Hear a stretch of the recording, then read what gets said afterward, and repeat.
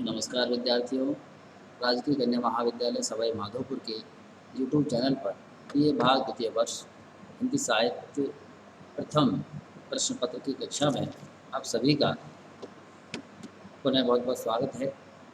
मैं डॉक्टर रविंद्र कुमार मीना, सहायक आचार्य हिंदी, आज आपको ऊधव शतक नामक जो पाठ्य पुस्तक है उसके छंद संख्या 85 और उसके बाद के जो छंद हैं वो पढ़ाऊँगा। सबसे पहले छंद संख्या 85 जो देखिए, आतुरन्य हो उदो आवत दीवारी अब, कैसी ये पुरंदर कृपा लो, कृपा जो लह जाएगी, होत नर ब्रह्म ब्रह्म ज्ञान सो बतावती जो, कछु यही नीति की पट्टी तेरे रह जाएगी, गिरे बारे धारी जो उबारे ब्रज लीन वाली, तो भाती काहू यह बात रह जाएगी, न तरु हमारी भारी विरह बलाए संग, सारी ब्रह्म ज्ञानता तिहारी बह जाएगी। ये जो कवि छंद है, इस छंद के अंतर्गत कुछ कठिन शब्द हैं, पहले हम वो देखेंगे, तत्पश्चात हम उसका संदर्भ प्रसंग व्याख्या भावार्थ आदि समझेंगे। आतुर का मतलब उतावला, पुरंदर इंद्र के लिए कहा गया है, दिवारी मतलब दिवाली, दीपावली, और बलि, बलि का अर्थ यहाँ सखा या उद्धव के लिए कहा गया है। नातरु, नातरु मतलब नहीं तो,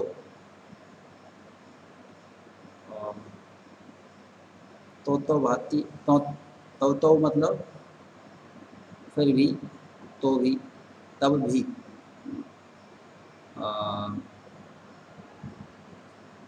बही जाएगी, बह जाएगी, बही यानी बहना, होहू होना। इस छंद में अब हम देखें कि इस छंद में जो कवि जगन्नाथ दास रत्नाकर जी हैं, उन्होंने उद्धव के माध्यम से गोपी उद्धव का जो संवाद है उसमें गोपी उद्धव से कहती हैं कि ये जो आपका ब्रह्म ज्ञान है, इसकी जो परीक्षा है कि आपका ब्रह्म जो है वह अधिक ताकतवर है, श्रेष्ठ है, या हमारा कृष्ण और हमारे कृष्ण के प्रति जो प्रेम है वह श्रेष्ठ है। तो ये बात जो दिवाली पर पता चल जाएगी।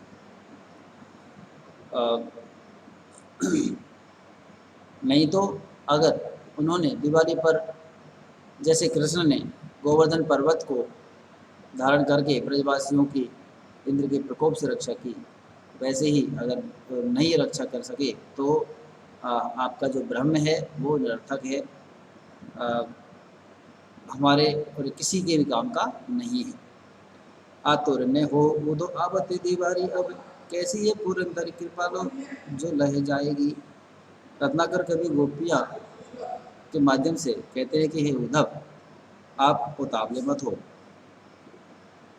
उधो आवत दिवाली अब, कि अब दिवाली आने वाली है, कैसी ये पुरंदर कृपा जो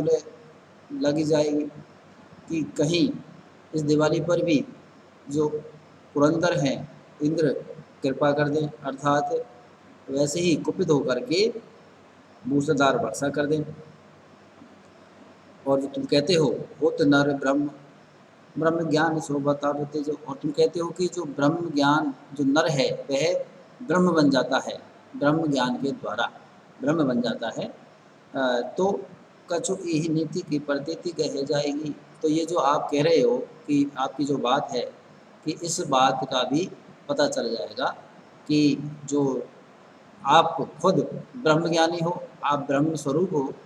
तो आप पता चल जाएगा कि आपका जो ब्रह्म है वो इंद्र के कोप से कैसे ब्रजवासियों की रक्षा कर पाता है, और आपका जो ब्रह्म है वो वाकई हमारे लिए, समस्त ब्रजवासियों के लिए उपयोगी है कि नहीं। गिरी बारे धारे जो उबारे ब्रज लीनो बनी, तो भांति काहू यह बात रह जाएगी, कि गिरिवर जो गोवर्धन पर्वत है उसको धारण करके ब्रजवासियों को अगर उबार लिया तो हे सखा उधर, तो भांति काहू यह, तो फिर आपकी जो बात है वो रह जाएगी, आपकी ब्रह्म की जो लाज है वह रह जाएगी, अन्यथा नातर तो हमारी भारी, वीर है बलाए संग, सारी ब्रह्म ज्ञान तति हरि बह जाएगी। ना तरुअन नहीं तो अन्यथा हमारी भारी ब्रह बलाए संग, हम जो जिस तरह से ब्रह योग की भारी बलाय अग्नि ब्रह की आग में हम जल रही हैं, और उस आग के साथ ही सारी ब्रह्म ज्ञानता, तो तुम्हारी भी जो सारी जो ब्रह्म ज्ञानता है वह समाप्त हो जाएगी, अर्थात तुम हार जाओगे और तुम्हें हमारी तरह जो है प्रेम का मार्ग अपनाना पड़ेगा और ब्रह वियोग की आग में जलना पड़ेगा। अर्थात हमारी जो ब्रह वियोग की जो आग है, प्रेम भक्ति है, उसके आगे तुम्हारा ज्ञान जो है जल करके नष्ट हो जाएगा। और तो गोपियाँ एक तरह से उद्धव को इस तरह की चुनौती देती हैं, उसी का चित्रण इस छंद में किया गया है। और ये जो पौराणिक प्रसंग है कि ब्रज पर इंद्र ने कुपित होकर के वर्षा की और श्री कृष्ण ने ब्रजवासियों से ब्रजवासियों की उस समय रक्षा की थी, और उसी का प्रसंग को आधार बना करके गोपियों ने यहाँ उद्धव के सामने रखा है। इसमें गोपियों की बहुगीता और वाग विदग्धता का जो चित्रण है वो भी देखा जा सकता है। ये जो छंद है, कवित छंद की गेयता यति गति प्रशस्त है, पदमित्री ब्रजभाषा का रवानगी संगीतात्मकता आप यहाँ देख सकते हैं। और इसमें अनुप्रास पुनरुक्ति प्रकाश सहयोक्ति काबिलिंग आदि अलंकार जो हैं उनका प्रयोग इस छंद में हुआ है। और इन छंदों इन अलंकारों का सौंदर्य इस छंद के अंतर्गत आप देख सकते हैं। अगला जो छंद है छंद संख्या 86 वो देखिए। आवते देवारी बे लिखाए ब्रज बारी कहे, अब के हमारे गांव गोधन पूजे हो को, अब के हमारे गांव गोधन पूजे हैं को, कहे रत ना करे विविधि पकवान चाही, चाहे सो सराही चक चंचल चले हमको, निपटे निहोरे जोरे हाथ निज साथ उदो, निपटे निहोरे जोरे हाथ निज साथ उदो, दम कति दीपि दीपि मालिका दिखे हो को, कुबरी के कुबर ते उबर ने पावे कान, इंद्र को बिलोप के गोवर्धन उठे हो को। ये जो छंद है इस छंद में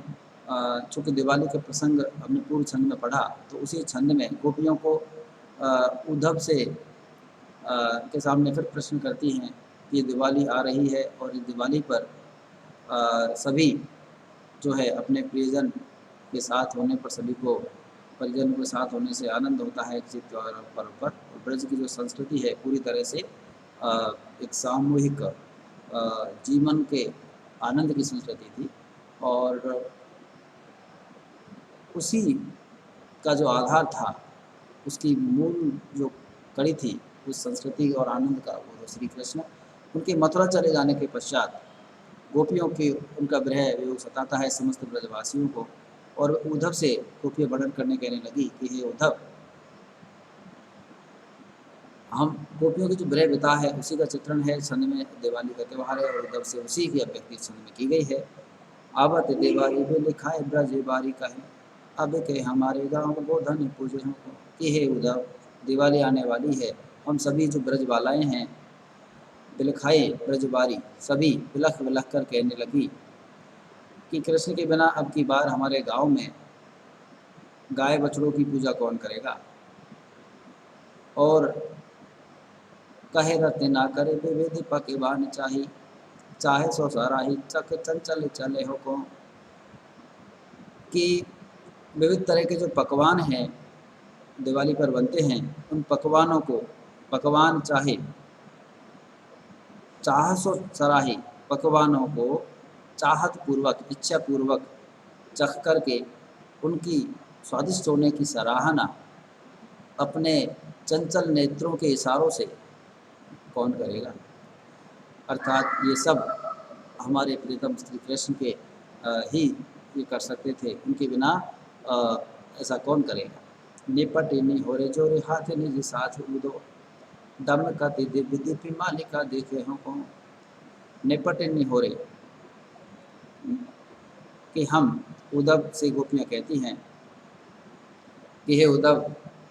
निपट यानी पूरी तरह से, निहोरे, निहोरे मतलब खुशामद करना, तो पूरी तरह से हमारे खुशामद करके, हाथ जोड़ करके, निज साथ उठो, अपने साथ लेकर के,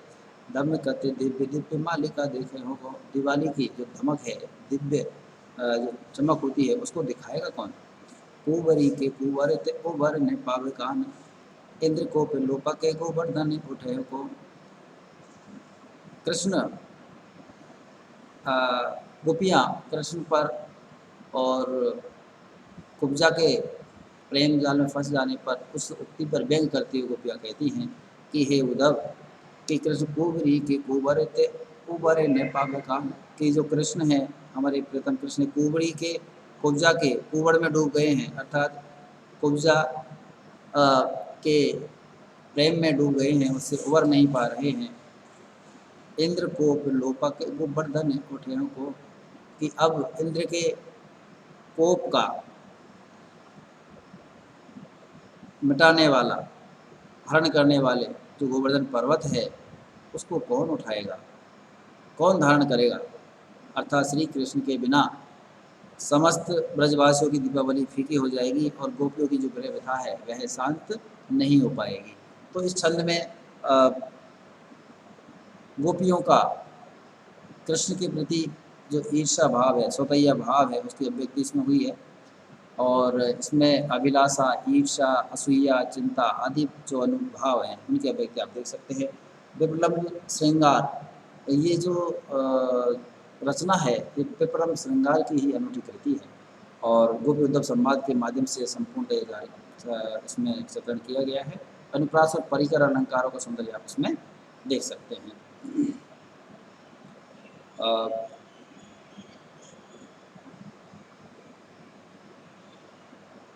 इस छंद में भी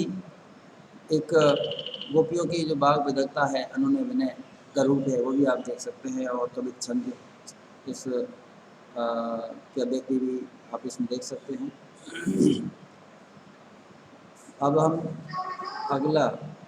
आज की कक्षा में हम इतना ही पढ़ेंगे, अगले जो छंद हैं उन्हें हम अगली कक्षा में पढ़ेंगे। धन्यवाद।